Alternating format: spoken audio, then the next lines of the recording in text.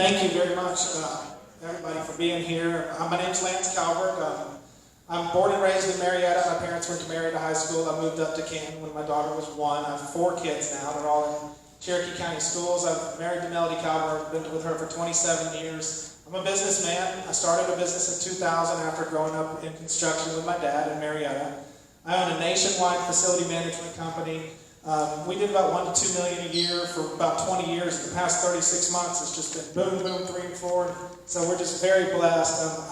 When I gave God my yes to run for this state senate thing, He sent 3 C titles into my business in the past 2 months, and that's just been miraculous. And relinquishing control of your business to 3 other men is a process, but knocking on doors is a process too. And I'm learning a lot on this campaign trail. I'm doing this for this country. I'm doing this because God told me to. And if you guys elect me to be your next state senator, I promise I'll fight for the people of District 21 and the people of Georgia. So, thank you. Thank you very much. Now we have Jason. I gotta watch the stage to make sure I don't fall off while I'm up here walking around. So, thank all of you for coming out tonight. I know it's late, it's 7 o'clock. You guys have probably been working all day. And again, from a candidate standpoint, I know Lance and myself, we greatly appreciate you guys coming out here in this talk. My name is Jason Dickerson, and I'm running for the Georgia State Senate District 21. I'm a lifelong resident of Cherokee County, born and raised here in Canton. I still live there. Spent all my time in public school. I went to Hickory Flat Elementary. I went to Dean Rusk Middle School and Sequoia High School. When I was a sophomore in high school, I started my first company when I was 15 years old. By the time I graduated, I had 5 employees. Over the years, I formed and sold multiple different companies. The smallest one I ever had was 5 employees. The largest I ever had was 550 employees. I spent most of my professional career in transportation. Dealt a lot with EPA, permitting, state regulations, federal regulations, and that's kind of the area that really kind of fits in my wheelhouse. Over the last 15 years, my family and I, we've done a lot of work in Cherokee County and Pickens County, a little bit of Portland, when it comes to the nonprofit area. We've been extremely fortunate that we've been able to have our own family foundation, and it's all funded privately by our family. We don't take any outside donations. We do a lot of work with the homeless veterans in Cherokee County. A lot of people don't know that Cherokee County has one of the largest homeless populations in the state.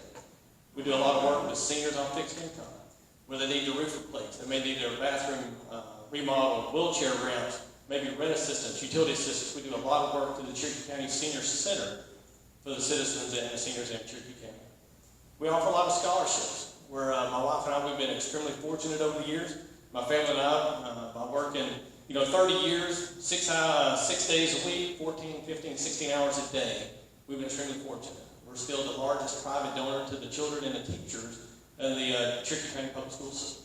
So every year we offer quite a few scholarships. We do a lot of teacher grants. We do a lot of classroom grants. And the way that we look at it from our family foundations, we want to make sure that we prioritize students first. Whether that's in the public area, whether that's a private school, charter school, trade schools, Christian schools, we always want to make sure that we prioritize our students first.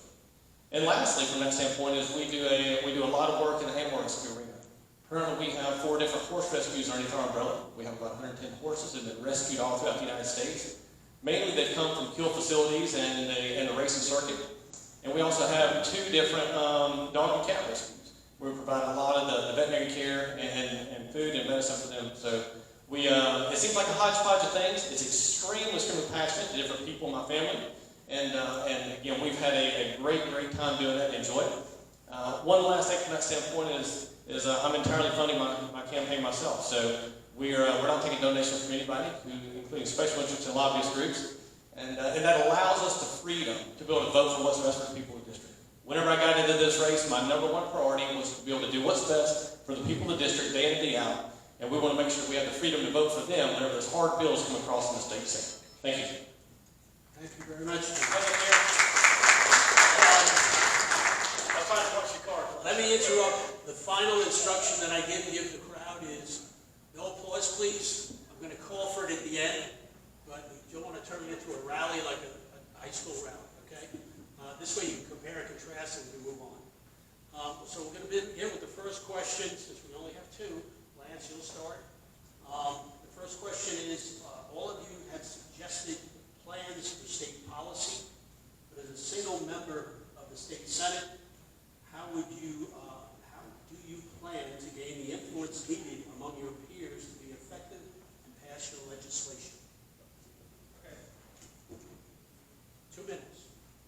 When you say state policy, is there any specific ones that you're talking about? You talking about taxes or?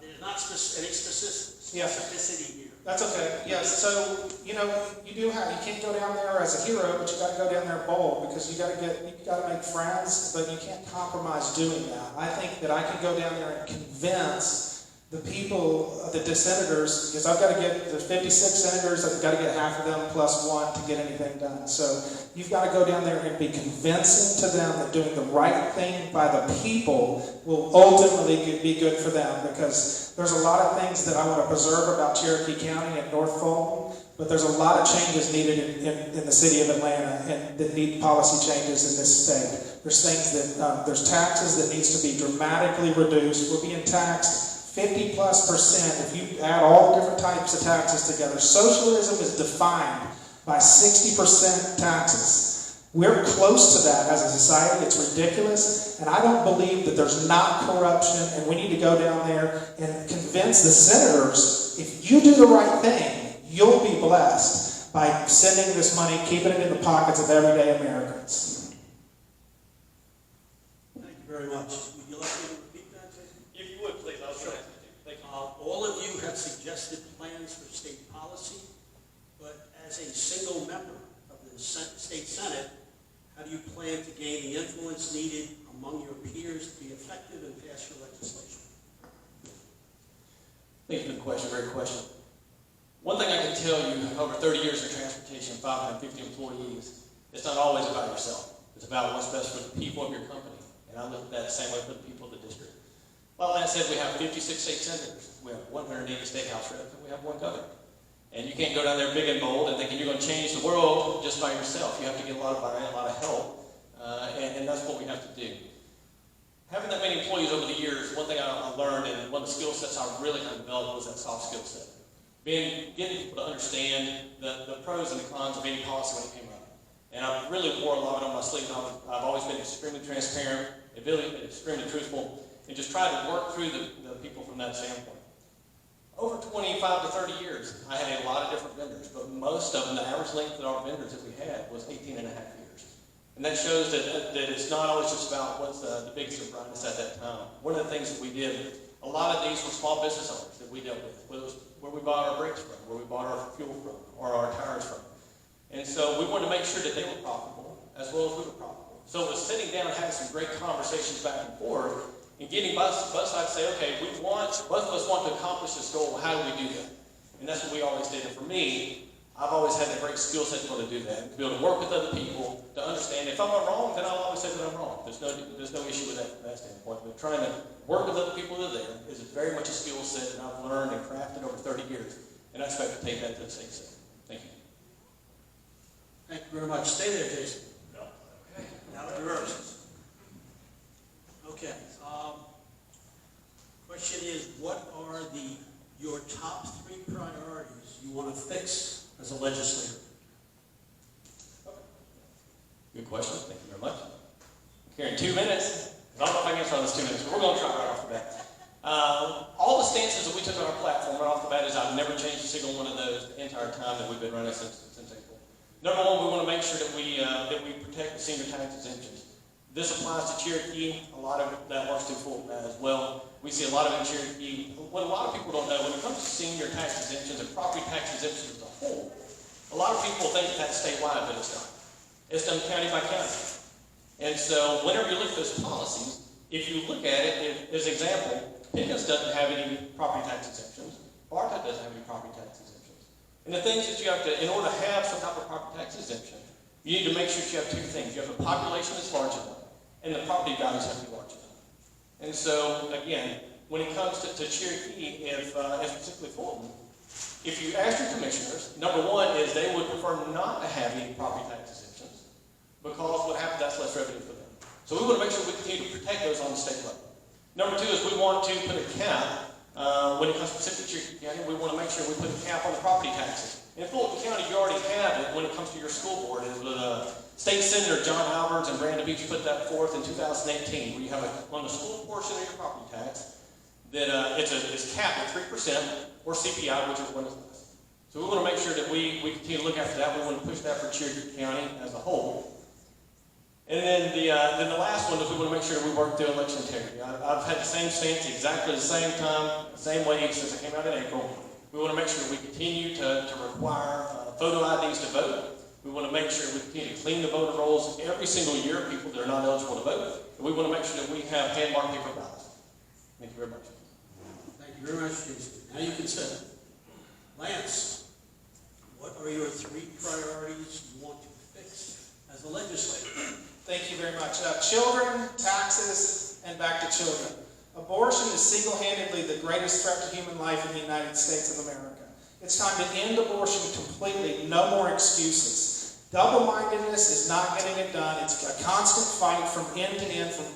The Democrats are completely unified, and they'll move the needle all the way to partial birth as much as you'll let them. We got to become Republican, single-minded people, decide that it's wrong.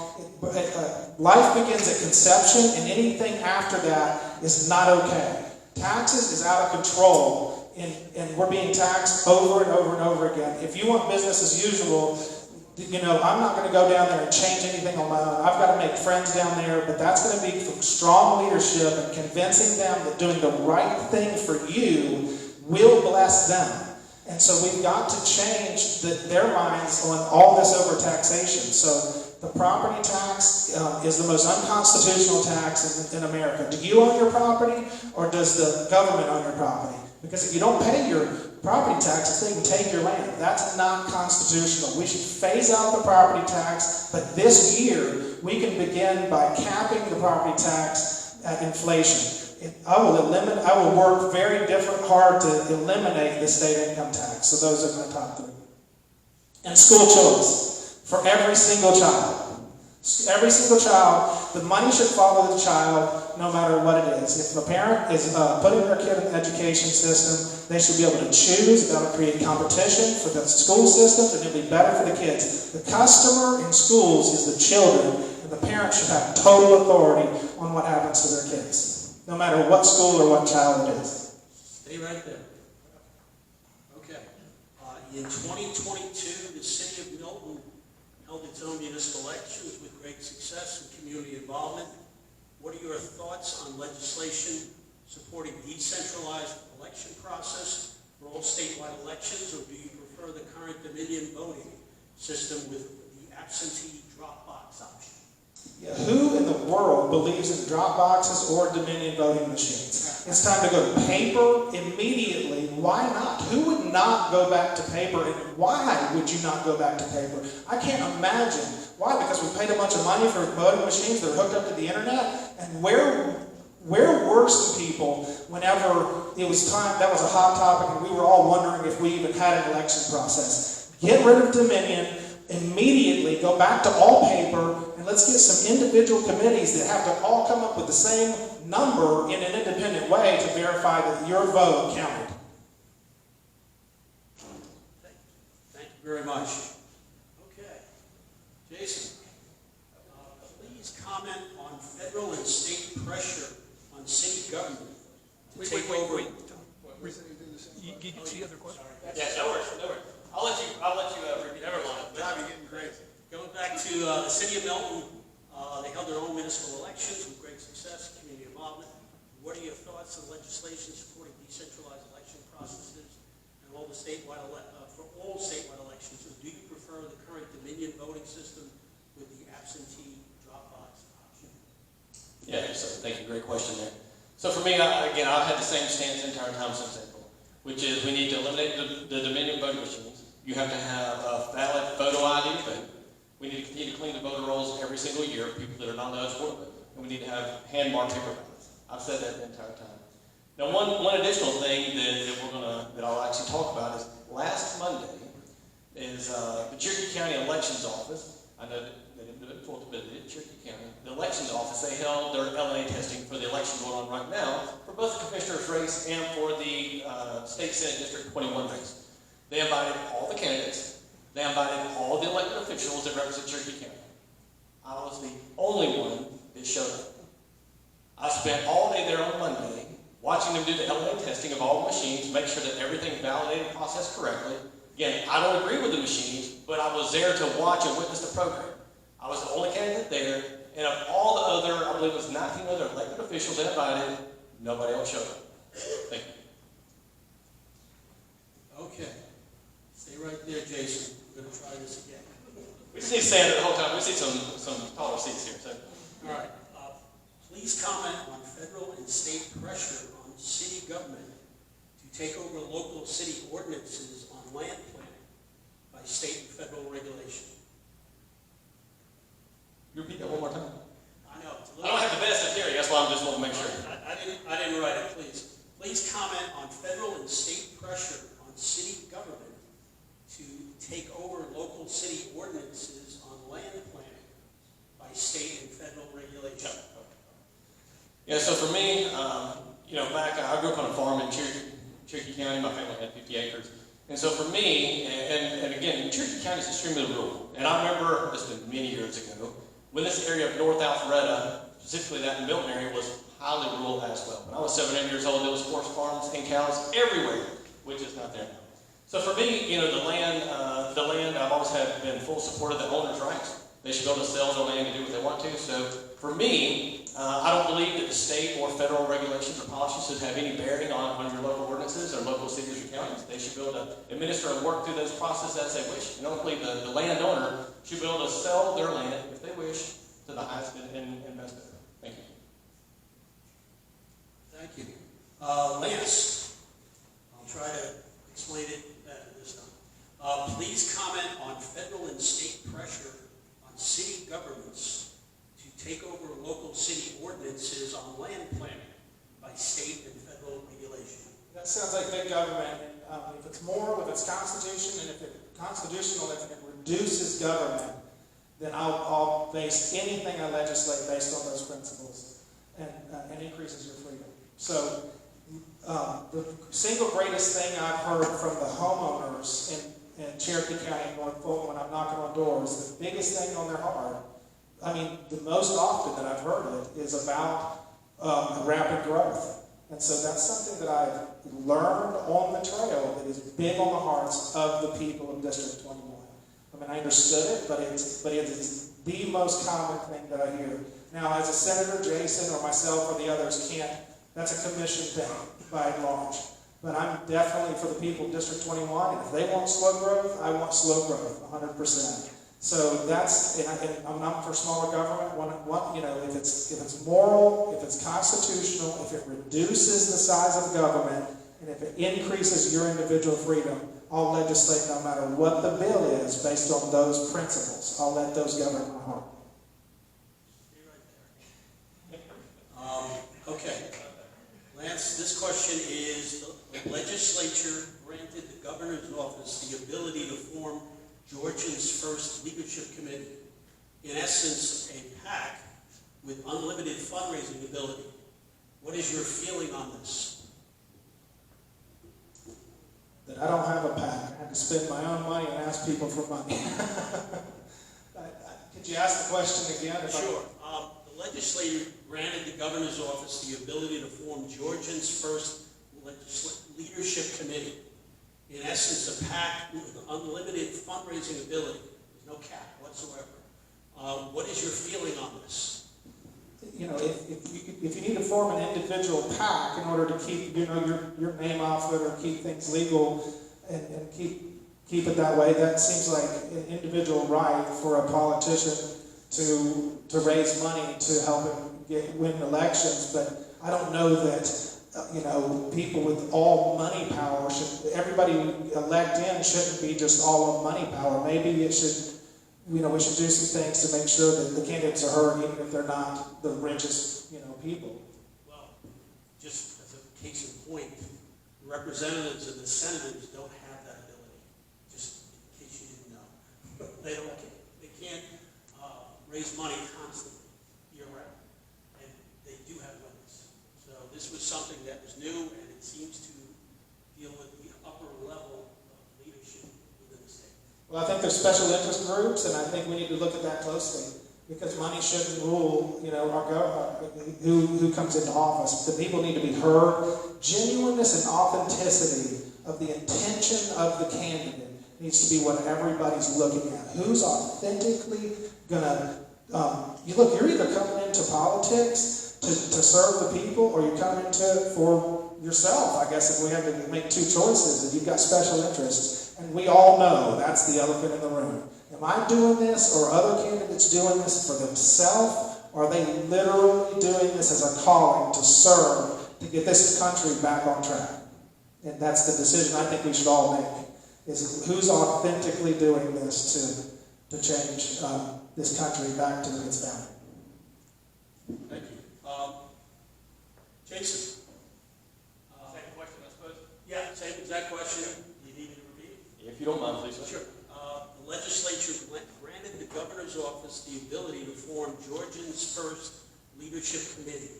In essence, a PAC with unlimited fundraising ability. What is your feeling on this? Yeah, great question.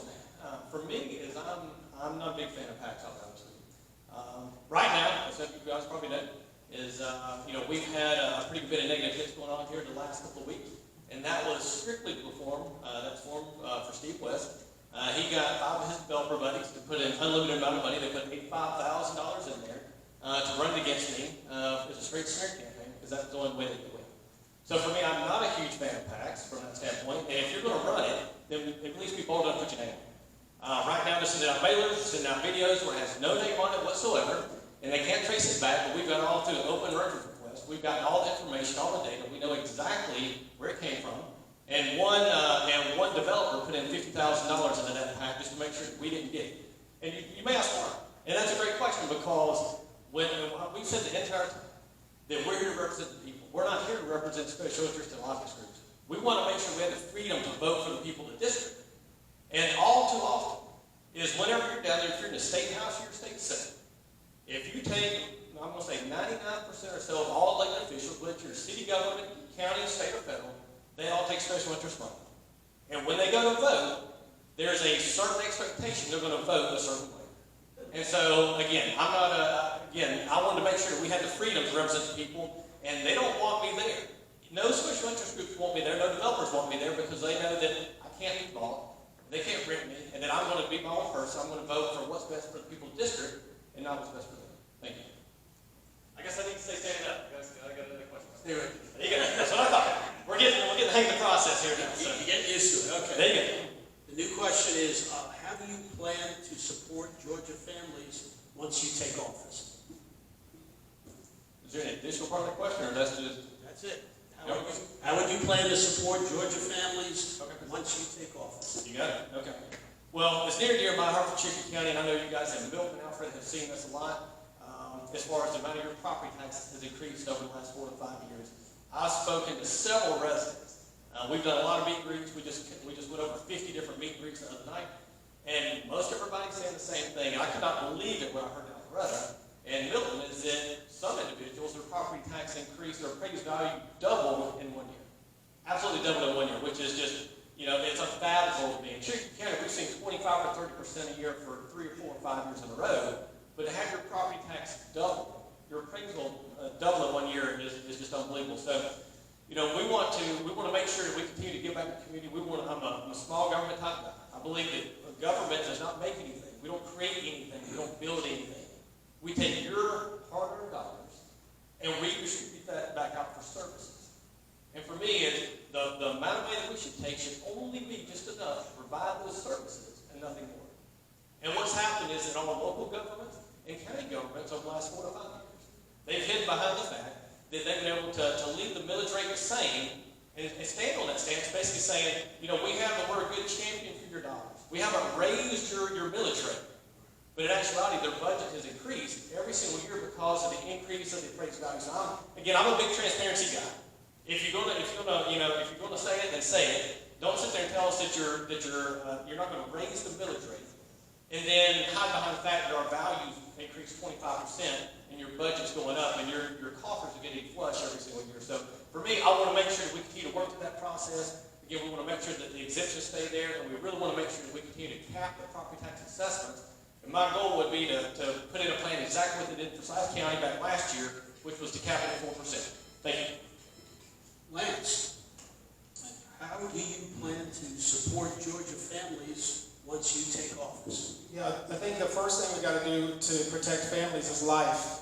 You know, I'll get a vote real quick for this, and I'll get people that don't want to vote for this, but if we can't protect somebody that's the size of my pinky nail, then we're not protecting families yet. So I think abortion needs to be a single-minded decision. Life begins at conception. Anything after that is to take a life.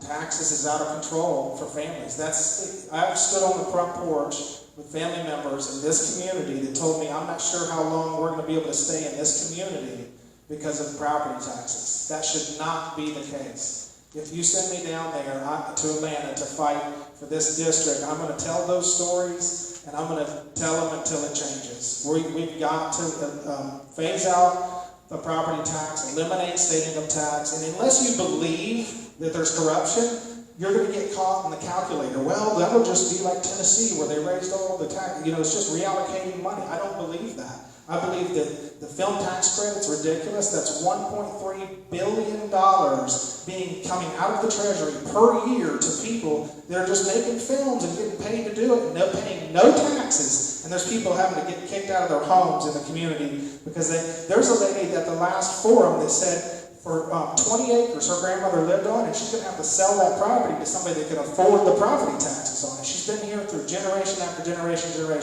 They've got the money down there, and don't be fooled. You can eliminate the state income tax without a sales tax, and if we do need to do a little bit of a sales tax increase, fine. But there's a lot. We're at a $16 billion surplus. If you believe there's corruption and problems, and if somebody's willing to die on the hill, you think somebody needs to go in there and die on the hill for that, then I'm your candidate. Stay right there, Lance. Okay, this may be your answer, what you just talked about. 30 states, including many red states, have sports betting. What is your position on this, and why let this revenue go untaxed or go to another state? I just think that the end doesn't justify the means. If we're going to say that increasing more gambling in Georgia is not good because of morals, then we have to say that gambling is not a good way to generate revenue, regardless of if it's already happening or how we wrapped it in a nice fluffy thing to say, look how many people it's sending to college. We can send people to college with good moral standards and get up behind children and figure out ways to send them to college without exploiting people that live for scratch-offs and get addicted to it. I believe that morals are morals, and I don't think it's good to create something that costs the praise on the weak to give something to people so they can go to college, because I guarantee you a bunch of there's corruptions in that money too. So I think that you have to do good things to create good things. You can't do bad things to create good things. Thank you. Jason? Same question, I suppose. Same question. Repeat it one more time. 30 states, including many red states, have online sports betting. What is your position on this, and why let this revenue go untaxed or go to another state? Yeah, thank you. Great question. My stance has been the exact same the entire time since I came out of my campaign. I'm against the expansion of any type of gambling. Now, I am for the lottery system because that funds the home scholarship. And I remember when I was in 7th grade when that came to be passed, and that was pretty monumental for a kid in Cherokee County. Being Cherokee County was mainly rural from that standpoint. You should get to go to, say, UGA or Georgia Tech or any type of Division I school unless you had a sports scholarship or an academic scholarship. So when Hope came along, it actually just allowed more students in Cherokee County and in North Fork from that standpoint to be able to go to one of these D1 schools. And so, again, I'm a full supporter of that. We've talked about it before in the past. We always talk about prioritizing students first. I want to make sure that we continue to keep that Hope Scholarship in. But I would be against expansion of any and all other forms of gambling, including online sports gambling. Thank you. Stephanie, at the bottom of the mic, there's a little button. A light will come on. Should be able to. Okay. We owe you a entrance. Okay. So do you mind, gentlemen? Can we? Okay. Ladies and gentlemen, this is Donegan.